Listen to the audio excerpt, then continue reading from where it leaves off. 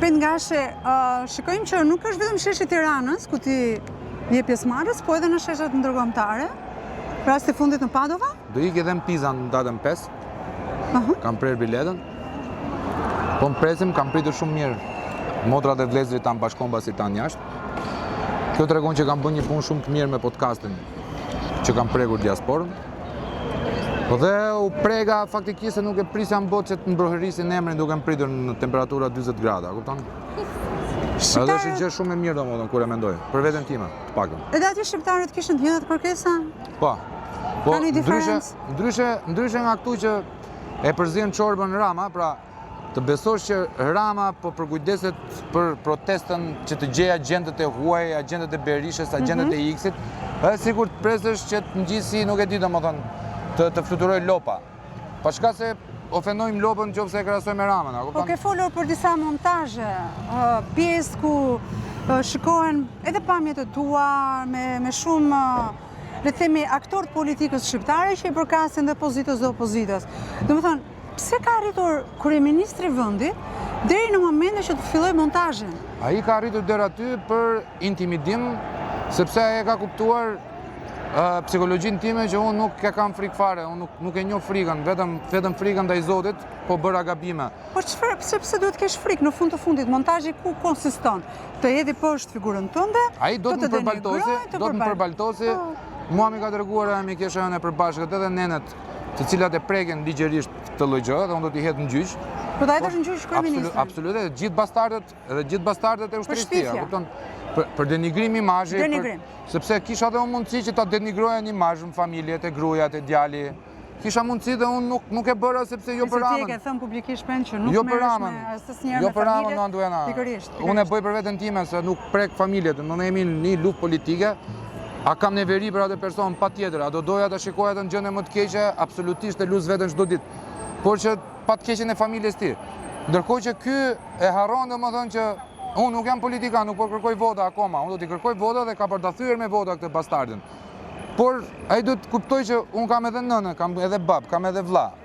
Dhe cilësia e montazhit ishte totalisht idioteske, sepse mendoj se do më komplesonte me diçka që unë e kam atribut. Mua më ka ardhur në podcast, në muajin e parë të podcastit, ish kryeministri dhe ish presidenti i vendit.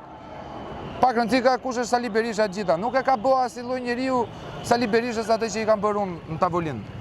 Se kemi parë servilat Berishës. A mendoj unë që Berisha është lev me Edi Ramën? Absolutisht po, valla.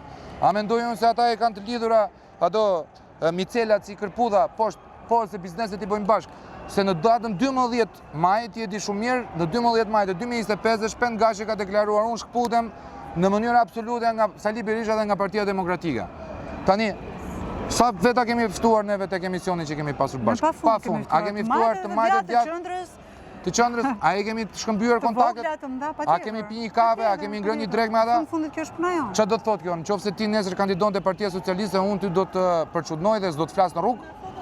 Shko, duket që këto janë tentativa për të dje, domethënë është ajo, sepse nuk është vetëm Rama që po e bën këtë, ka edhe shumë asortiment të tjerë, siç janë... Asortiment, bravo. E ke godit, asortiment. Siç janë pjesa e cila është poshtë Ramës, ato, le të themi ato manivelet, marionetat. Edhe ato vazhdojnë të bëjnë njëjtën gjë me ne, me ty edhe me shumë gazetarë të tjerë të cilët përpiqen që të raportojnë se çfarë ndodh në këtë protestë. Shikoj, ti ke Euronewsin, ke Top Channelin, ke Klanin, që japin lajmet që jep, domethënë poston atë që poston Edi Rama. Kundrejt meje. Dhe pastaj na luten, na bëjnë si zorraxhinë për komente, hajde do vishte emisioni se mbi emisioni po nuk erdhe ti. Dhe unë ti tregoj me fakte, ti di shumë mirë se ne jemi kolegë. Sigurisht e dim. Domethënë, edhe unë i kam bojkotuar fare mediat. Pse? Sepse këta nuk janë media vëlla, këta janë PR i Ramës. Që ti synimi yt nuk është më media tani, është, le të themi, është një kryengritje, është një lëvizje, është një... Atëherë po ta thotë Shpeni shumë pastër. Media ka qenë gjithmonë mjet për mua, mjet për të kapur politikën. Sepse unë kam menduar si politikan dhe do vazhdoj të mendoj si politikan. Domethënë unë mendoj se kam atributet e mjaftueshme që të jem shumë herë më i mirë se ata si politikan. Sepse në radhë parë unë jam rritur në një familje që neve nuk na lejon njëri vjedhjen. Unë jam rritur në një lloj familje që babai im për sjellje jo të mirë në shkollë apo me shokët apo me shoqet, mua më ka nxjerr nga shtëpia e dashur. Derisa unë të reflektoja. Dhe im gjysh më ka thonë një amane që do më gresh mbi emrin. A ke atribute nga politika, përfitimi e ke pa fund. Po dish ta luash përfitimin, ne kemi përfitimin tani si gazetar, mezi se po paguajnë një restorant se duan të qerasin gjithë. Imagino ti je politikan. Por ka një problem, është ndryshe që ti të bësh punën tënde, të përmirësosh jetën tënde, po të përmirësosh edhe jetën e publikut, sepse ti ke pozicion publik, dhe është ndryshe që ti jesh Hamës. Më thojtë mua në një parlament në botë që bëm ligje për oligarkët dhe jo për qytetarët e vet. Pra ky parlament sot funksionon ka 13 vjet minimalisht, që nuk funksionon për qytetarin, funksionon për Zamir Mane, për Qet Kastradin, për Aleksandr Frangaj, për Blend Fevziune, për lloj sorollopi tjetër që quhen pasunar këtu, po e kanë, domethënë pasuria vetëm e tyre është nuk e di, parat, se s'kan asnjë lloj pasurie tjetër. Pasuria e tyre vetëm është parat. Pra unë e dua politikën dhe e kam bërë kryengritjen që nga dita 1 që kam hyrë në media, që kam shkelur në media. Dhe këtu do ta bëj rezistencën. Deri në fund, i fundit tjem unë do ta bëj rezistencën time. Rama mendon se na intimidon, do të vjem nga pas. Çfarë do na bësh? Që do na vetë na. Ja do të marrit pandem. Po çfarë do na bësh? Shumë se s'dua ta prish gojën. Se nuk dua ta prish gojën. Shumë do të hetoj. Po çfarë do hetoj për mua se ka hetu fuga, erdhi nga Xhakarta, më thon, ka ikur në Xhakartë për të fshehur paratë e vjedhura. Unë kam 11 prova që inkriminoj fugën me paratë, me pastrimin e gjitha. Do t'i bëj publike unë gjitha këto, edhe për Qet Kastradin që i jep njerëzve karta gold vipe me naftë 3 vjetë i fut njerëz në punë e gjitha, i mbyll analistave gojën. Edhe këto i kemi lale. Tashin, se unë nuk jam Gjobaxhi, këta nuk do të përfitojmë këta laraskat. Dhe ç'është në spak këto shpen për vetë. Absolutisht po, më se kam kjo protestë më ka bërë të njoh njerëz mrekullueshëm, njerëz super avokat mirë që jetojnë edhe brenda dhe jashtë. Këta nuk e kanë idenë se ç'a i pret. Sepse unë që jam kaq guximtar, e din 100% që unë s'kam bërë asnjë lloj gjëje të palishme. Dukesh. Asnjë lloj gjëje të palishme. Se gjë dim shpensi, sepse domethënë futu për muça gjeti Edi Rama sekretin publik që unë kam ftuar Sali Berishën në 12 janar të 2024-2025. Që ti nuk je kaq i anshëm, por gjithsesi përgjigje. Jo, unë jam i anshëm, Olal. Unë jam i anshëm sepse unë jam kundër Edi Ramës deri në vdekje. Anë është kjo. Është një anë që ke zgjedhur. Unë ja kam thënë, e kemi diskutuar bashkë te emisioni jon, e kemi diskutuar edhe te podcasti, e kemi diskutuar edhe në kafe, e kam diskutuar, e kam lançuar vetë në publik që unë do bëj kontratë edhe me djallin për të rrethuar Ramën. Çka ka këtu për të çuditur o? Po ti për çfarë për vjet që është tash? Ku kam qenë për të parë, aty jemi njohur tek podcasti jot, Tru Podcast. Po. Më ke bërë pyetje dhe në fakt kemi folur jo vetëm për korrupsionin, kemi folur për krimin, për bandat, për nivelin e lartë të përfshirjes së zyrtarëve në afera korruptive. Dhe unë aty të kam thënë diçka që ky vend nuk bëhet. Ti më ke thënë si Anora nuk bëhet.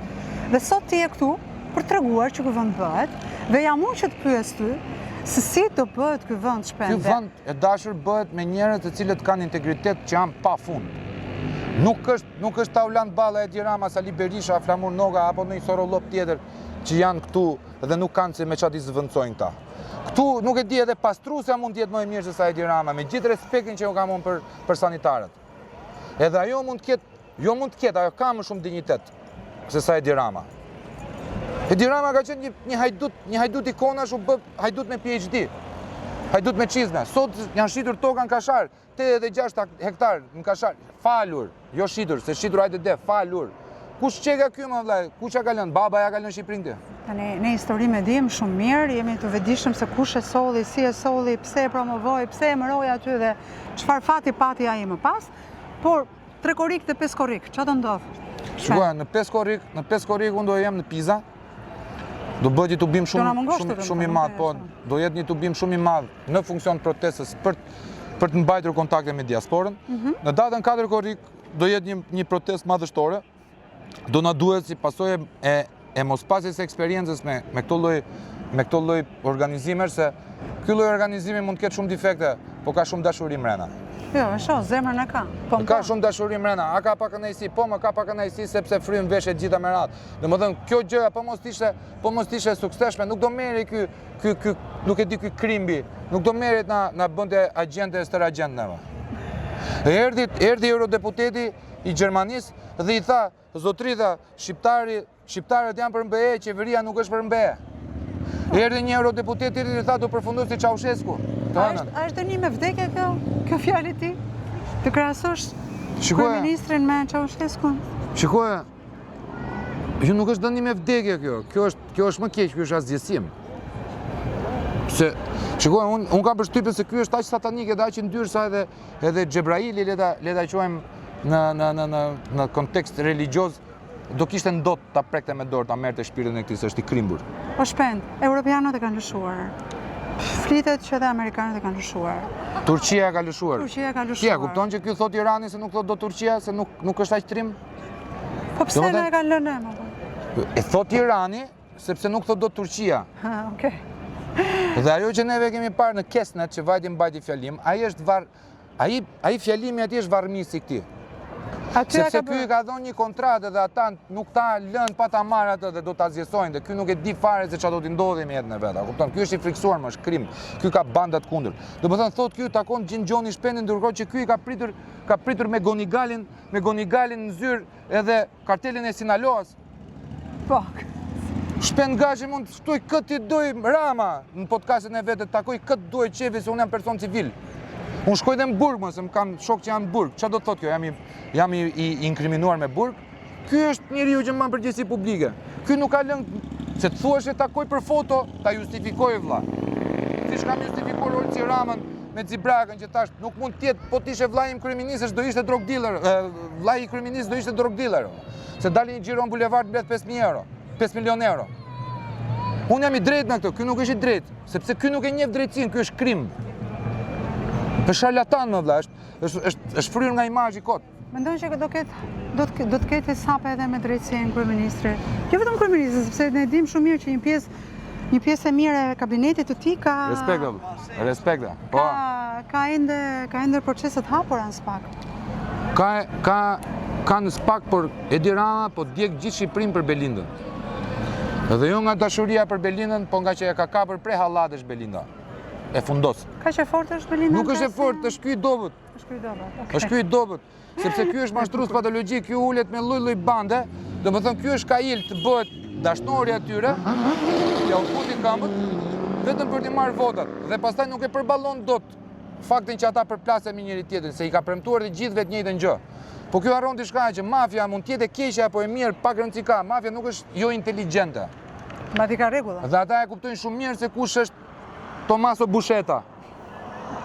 Tommaso Buscetta. Ky është Tommaso Buscetta, domethënë ky është edhe padrino dhe Tommaso Buscetta, se ky është frikacak, ky është gangster wannabe. Ky është sharlatan, ky është sharlatan, domethënë një njeri që e kanë rrarë çit vogël, një njeri që e kanë përshtyr, e kanë veshur me fanellati Zet Haxhia, e mbajnë mend gjithë. Domethënë, i thaf dorë atij që nuk e coptoi aty ta linte gjysmaka, kupton? Po ta them publikisht, ju thaf dorë ai Zet Haxhis, qofse ka bënë gjë të mirë t'ja kishte lënë aty. Po ky është legend, çante dhe shante pastaj kur ikte. Ndërkohë që një adash im e ka rrahur, prandaj komplekson emri Shpend kët. Dhe mua po merdi rasti që të ndodhi si Nepal, unë do jem i pari, do jem CNN duke goditur krimbin. Domethënë, të dali ky na kërcënojnë ne si mafioz në media, u bë bytha këtij që nuk ka frikë dalje nga parlamenti. Sigurisht që ka. Mafioz jo. Ky sharlatani. Mafioz jo. Pjesë me 50 bodyguard e ka frikë, me makinë blinduar. Popullit vetë që i ka marrë 830.000 veta. Ky, legjeni. Ky duhet tiki në Izrael, nga e ka vendin, a kupton? Ose të shkojnë Dubai se ka filluar riparimet e VC-ve, të shkojnë të hapi gojen atje, të shehikët. Okej, Shpende. Rame, mos u mërzit shpirti, mos u mërzit zamra se ka vend, ka shpresë për ty. Mungojnë bidet në Dubai, mund të shkosh atje, pas revolucionit Flamingo. Fuck you! Suksese!